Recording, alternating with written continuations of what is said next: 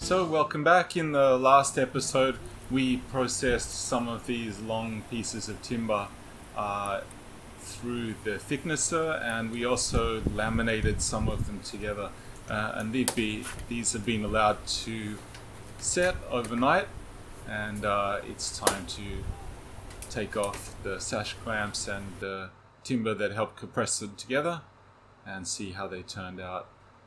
And so hopefully we should have 3 nice timber beams, and yeah, they look pretty solid, so I'm happy with that. Yeah. Okay, so the next job is the edges of them are still kind of rough, so I'll use the table saw to take the rough edges off them, processing them in the same way that we did with the legs of the table a few episodes ago. So just setting up the table saw, putting the fence in, getting the blade up to a suitable height, getting the safety gear, and then setting the fence to the correct width just by putting a piece of timber in there and then taking it out and tapping the fence in a couple more millimeters. Okay, and then you can see it easily slices off the edge of both the laminated pieces and the unlaminated pieces so that we get timber that's eventually dressed all around. And just repeat that for everything. Tap the fence in a couple more millimeters to do the final side.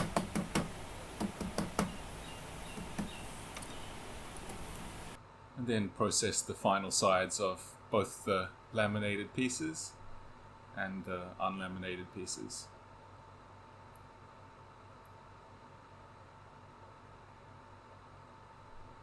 Okay, and you can see that we end up with some nice timber beams that are dressed all around, and they'll make up the rails of our bed, and they'll be able to support somebody's weight quite easily. And then last of all, setting the table saw to 1/3 of the lengths of timber's width so that I can cut each one of the unlaminated pieces into 3 strips by ripping it with this table saw. And we'll use these long thin strips as part of the rails, and we'll also use them as slats for the bed.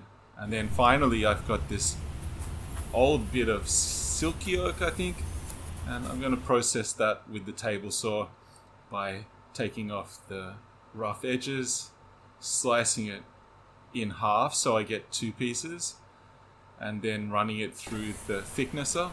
And here you can see how the indicator pops up to show you exactly how much of the surface you're going to take off at a time. So I ran these pieces of silky oak through the thicknesser a couple of times to clean them up. You see they came out pretty nice. And here are all the different types of timber that we're going to use to cut the final pieces for our daybed out. We've got some laminated long pieces. There's 1 unlaminated long piece. The rest of them I cut into these thin strips by ripping them on the table saw. There's a couple of nice pieces of silky oak that will form the hand rests for the daybed. And maybe to support those hand rests, I found this old broomstick. And here are the original legs that we made for the daybed. And in the next episode, we'll be cutting out the final pieces and assembling them together for our daybed. So thanks for watching. See you in the next episode.